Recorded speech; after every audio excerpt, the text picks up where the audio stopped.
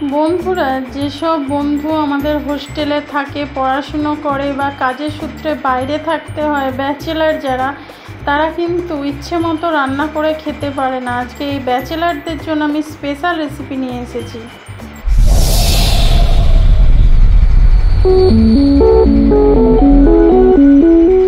এখানে আমি 3টে পেঁয়াজ কুচিয়ে নিয়েছি, 2টো টমেটো, রসুন, আদা, গোটা কাঁচা লঙ্কা নিয়েছি।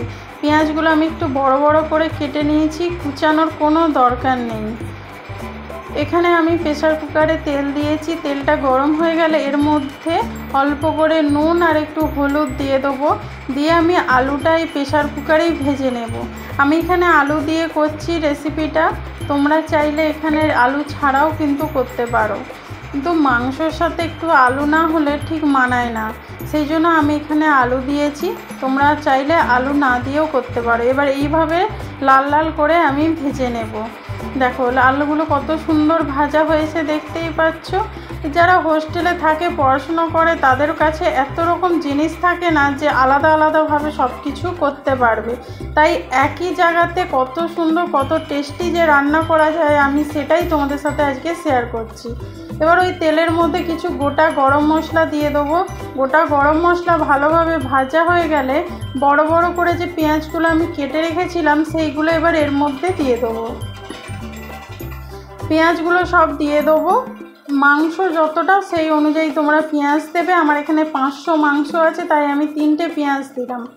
আর এখানে 14 থেকে 15টা আমি রসুনের কোয়া দিয়েছি, 3টে কাঁচা লঙ্কা দিয়েছি, আদাকে একটু গ্রেট করে রেখেছিলাম, আর 2টো টমেটো আমি কুচি করে রেখেছি। সব কিছু দিয়ে দিলাম প্রেসার কুকারের মধ্যে।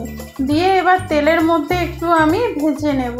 খুব বেশি ভাজার দরকার নেই, একটু হালকা করে ভেজে নেব, দেখতেই পাচ্ছ। আর এই গোটা গরম মশলা দেওয়ার কারণে এই মশলা গ্রেভির গন্ধটা আর টেস্টটা একদম অসাধারণ হয়ে যাবে। দেখো এখানে আমি একটু স্বাদ মতো নুন দিয়ে দেবো। স্বাদ মতো বলতে যেন নরম হয়ে যাবে, সেই জন্য আমি অল্প করে এই মশলার মতনই আমি নুনটা দিচ্ছি, যাতে পেঁয়াজ টমেটো সব কিছু ভালোভাবে নরম হয়ে যায়। দেখো এখানে ভালোভাবে মিশিয়ে নিচ্ছি আর একটু হালকা করে আমি ভেজে নিচ্ছি। ভেজে নেওয়ার পরে এটা চাপা দিয়ে আমি 2টো সিটি দিয়ে দেবো। 2টো সিটি দেওয়া হয়ে গেলে এটা আমি ঠান্ডা হওয়া পর্যন্ত অপেক্ষা করতে হবে। কোনো বেশিক্ষণ দাঁড়িয়ে রান্না করারও দরকার নেই, কোনো বিনা বাটাবাটির ঝামেলা ছাড়াই কিন্তু একদম টেস্টি রেসিপি তোমরা তৈরি করে নিতে পারবে। অফিস থেকে ফিরে এসেও চাইলে কিন্তু এই রেসিপিটা তোমরা বানিয়ে নিতে পারবে। দেখো আমি এখানে ঢাকনাটা লাগিয়ে দিয়েছি। যতক্ষণ ওখানে ঠান্ডা হচ্ছে ততক্ষণ এখানে আমি মাংসটা একটু মাখিয়ে নিই। এখানে মাংসটার মধ্যে আমি স্বাদ মতো নুন দিয়ে দিলাম, তারপরে পরিমাণ মতন হলুদ দিচ্ছি। এবার এখানে সব মশলা আমি অল্প অল্প করে দিয়ে দেবো। এখানে 1 চামচ ধনে গুঁড়ো, 1 চামচ জিরে গুঁড়ো, আর 1 চামচ লঙ্কার গুঁড়ো, আর 1 চামচ কাশ্মীরি লঙ্কার গুঁড়ো। তোমাদের কাছে কাশ্মীরি লঙ্কার গুঁড়ো না থাকলে তোমরা এমনি ঝাল লঙ্কার গুঁড়োটাই দেবে। আর ঝাল লঙ্কার গুঁড়ো আর কাঁচা লঙ্কাটা দুটো মিশিয়ে কিন্তু ঝালটা বেশি হয়ে যাবে, তাই জন্য তোমরা যেরকম ঝাল খেতে চাও সেরকমভাবেই ঝাল তোমরা এখানে ব্যবহার করবে। দেখো এখানে আমি সব মশলাগুলো দিয়ে দিলাম। দেওয়ার পরে এবার এখানে আমি 1/2 কাপের মতন দই দিয়ে দিচ্ছি। দেখো এখানে দইটা ফেটিয়ে নিয়েছি বলে একটু পাতলা হয়ে গেছে। 1/2 কাপের মতন আমি দই দিয়ে ভালোভাবে মাংসটাকে মাখিয়ে রেখে দিচ্ছি। এটা বেশিক্ষণ রাখার দরকার নেই, যতক্ষণ ওই পেঁয়াজটা প্রেসার কুকারে ঠান্ডা হচ্ছে ততক্ষণ মাখিয়ে রেখে দিলেই কিন্তু হয়ে যাবে। দেখতেই পাচ্ছ মাখানোর পরে কালারটা কত সুন্দর হয়েছে। এখানে প্রেসার কুকারটা ঠান্ডা হয়ে গেছে, দেখো সব কিছু একদম নরম হয়ে গেছে, গলে গেছে। এবার আমি গ্যাসটাকে জ্বালিয়ে হাই আঁচে এই মশলাটা একটু কষে নেবো। দেখতেই পাচ্ছ তেল এমনিতেই ছেড়ে দিয়েছে। এবার একটু ভালোভাবে মশলাটা আমি কষে নেব। এই পেঁয়াজ আদা রসুন সব একদম নরম হয়ে গেছে, টমেটো একদম ভালোভাবে মশলাটা কষানো হয়ে গেলে তারপরে আমি মাংসটা দেব। একটু মশলাটা কষে নেবো। যেমন আমরা কড়াতে পেঁয়াজ কষার সময় ভালোভাবে মশলাটাকে একটু কষে নিই, সেরকম এখানটায় একটু কষে নিতে হবে। কিন্তু অনেকক্ষণ ধরে দাঁড়িয়ে দাঁড়িয়ে যে মশলাটা কষতে হবে এরকম কোনো দরকার নেই। দেখতেই পাচ্ছ একদম নরম হয়ে গেছে। একটু হাই আছে মশলাটা 2 মিনিট কষলেই কিন্তু রেডি। দেখো একদম তেল ছেড়ে দিয়েছে, দেখতেই পাচ্ছ সাইড দিয়ে পুরো তেল বেরিয়ে এসেছে। এরকমভাবে একটু ভালোভাবে মশলাটা একটু কষানো হয়ে গেলে তারপরে এর মধ্যে আমি মাংসটা দিয়ে দেবো। মাংসটা তো আগে থেকে সব মশলা মাখানোই আছে, এতে কিন্তু আলাদা করে আর কোনো মশলা দিতে লাগবে না, শুধু মাংসটা দিয়ে একটু কষিয়ে নিলেই কিন্তু হবে। দেখো এখানে আমি মশলাটা দিয়ে মানে মাংসটা দিয়ে দিচ্ছি। মাংসটাতে তো সব মশলা দেওয়াই আছে, আর এটা কিন্তু কম তেলের মধ্যেই রান্নাটা হয়ে যায়। দেখতেই পাচ্ছ তেল কীরকম সাইড দিয়ে একদম বেরিয়ে এসেছে। যেহেতু এটা কড়াতে ভাজা হচ্ছে না, সেই জন্য তেলটা না উড়ে যাওয়ার কোনো ভয় নেই। প্রেসার কুকারেতে সিটিতে একদম নরম হয়ে গেছে সব কিছু, সেই জন্য তেলটাও এর মধ্যে যতটা আমি দিয়েছি ততটাই রয়েছে। এবার একটু ভালোভাবে আমি হাতটা পরিষ্কার করে নিই, তারপর তোমাদেরকে দেখাচ্ছি আমি মশলাটা একটু কষিয়ে নিচ্ছি। দেখো এই মাংসটা দেওয়া হয়ে গেছে, সাইড দিয়ে দেখতেই পাচ্ছ কত সুন্দর তেল ছেড়েছে। এই তেলেই কিন্তু মাংসটা পুরো কষানো হয়ে যাবে।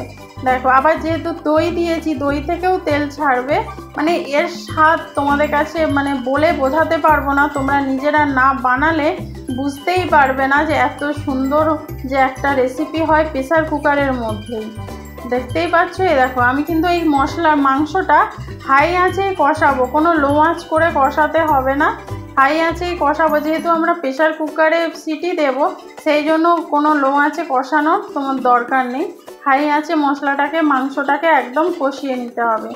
দেখো যেহেতু দই আছে, দইয়ের একটু জলটা শুকনো হবে, সেই শুকনো হওয়া পর্যন্তই আমাদের যা একটু অপেক্ষা করতে হবে। আর হাই আঁচে দেওয়ার কারণে এটা খুব তাড়াতাড়ি কিন্তু শুকনো হয়ে যাবে। আর বন্ধুরা তোমরা কে কোথা থেকে দেখছো প্লিজ আমাকে কমেন্ট করে জানাও, আমি যাতে তোমাদেরকে ধন্যবাদ জানাতে পারি আমার ভিডিওটা দেখার জন্য। ভিডিওটা যদি ভালো লাগে তাহলে বেশি বেশি করে শেয়ার করো তোমরা, আর কেমন লাগছে প্লিজ কমেন্ট করে জানাও। আর বন্ধুরা তোমরা ভিডিও দেখছো কিন্তু লাইক করছো না, প্লিজ তোমরা লাইক অবশ্যই করে দিও। একটা লাইক কিন্তু আমাকে এগিয়ে নিয়ে যেতে অনেক সাহায্য করবে, আর তোমাদের একটা লাইকের কারণে আমার নতুন নতুন রান্না করার ইচ্ছেটা অনেক বেড়ে যায়। দেখো দেখতেই পাচ্ছ জলটা অনেকটাই শুকনো হয়ে গেছে। দেখো মশলা থেকে দেখো একদম শুকনো হয়ে গেছে, একদম গ্রেভিটা দেখতে পাচ্ছ, পেঁয়াজ কোথায় রসুন কোথায় একদম পুরো গলে সব মাখনের মতন হয়ে গেছে। আর একটু জলটা আমি শুকনো করে নেব।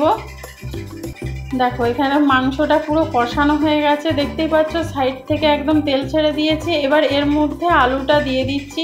তোমরা যদি আলু না দাও তাহলেও চলবে, যদি আলু দিয়ে খেতে চাও তাহলে আলু দিতে পারো। এবার আলুটার সাথে মশলাটা ভালো করে মাখিয়ে আমি কিন্তু এবার জলটা দিয়ে দেবো। আর যারা ঝোল খেতে চাও তারা কিন্তু জলের পরিমাণটা একটু বেশি দেবে, আর যদি শুকনো শুকনো খেতে চাও তাহলে 1 কাপ থেকে একটু 1.5 কাপের মতন জল দিলেই কিন্তু হয়ে যাবে। কিন্তু তোমাদের আলুটা যেহেতু বড় বড় এখানে কাটা আছে, সেই জন্য জলের পরিমাণটা একটু লাগবে। দেখতেই পাচ্ছ পেঁয়াজ একটুও বোঝাই যাচ্ছে না, পেঁয়াজ রসুন একটুও বোঝা যাচ্ছে না।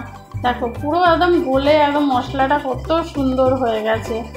তাহলে যারা ব্যাচেলার তারা বন্ধুরা তারা দেখতেই পাচ্ছ, বা যারা হোস্টেলে থেকে পড়াশুনো করো তারা ইচ্ছে করলেই কিন্তু চট করে মাংস রান্না করে নিতে পারবে। দেখো এখানে আমি ঝোল রাখবো, সেই জন্য জলের পরিমাণটা একটু বেশি দিয়েছি। আর এখানে আলুটাও আমার সিদ্ধ হবে, সেই জন্য আমি এখানে ঝোলটার জন্যেই জলের পরিমাণটা একটু বেশি করে এখানে দিয়েছি। দেখো এবার জলটা দিয়ে ভালো করে খুন্তির সাহায্যে মশলাটা আর মাংসটা জলটা একসঙ্গে ভালোভাবে মিশিয়ে নিতে হবে। একসঙ্গে মিশিয়ে আমি প্রেসার কুকারের ঢাকনাটা দিয়ে 2টো সিটি দিয়ে নেব। 2টো সিটি কিন্তু এই মুরগির মাংসের জন্য এনাফ, আর বেশি সিটি দিলে একদম গলে যাবে। আর যেহেতু আমরা দই দিয়ে মাখিয়ে রেখেছিলাম, মশলাটা কষানো হয়েছে, সেই জন্য বেশি আর সিটি দেওয়ার কোনো দরকার নেই। আমি বারবার বলেছি তোমরা যদি ঝোল না খেতে চাও জলের পরিমাণটা কিন্তু কম দেবে। দেখো আমি এখানে ঢাকনা দিয়ে বন্ধ করে 2টো সিটি দিয়ে নেব, দিয়ে যখন ঠান্ডা হয়ে যাবে তারপরে তোমাদের আমি সার্ভ করে দেখাচ্ছি। দেখো এখানে প্রেসার কুকারটা ঠান্ডা হয়ে গেছে, দেখো কালারটা খালি দেখো। এবার তোমাদেরকে আমি একটু সার্ভ করে দেখাচ্ছি। দেখতেই পাচ্ছ কত সুন্দর, দেখো মাংস আলু সব সেদ্ধ হয়ে গেছে। এই ভিডিওটা যদি ভালো লেগে থাকে লাইক কমেন্ট শেয়ার করো। নতুন বন্ধু যারা দেখছো তারা কিন্তু চ্যানেলটা সাবস্ক্রাইব করে বেল আইকনটা ক্লিক করে দিও। আর যারা ফেসবুক থেকে দেখছো তারা কিন্তু পেজটা ফলো করে দিও। আমার চ্যানেলটা সাপোর্ট করো, পাশে থেকেও থ্যাংক ইউ।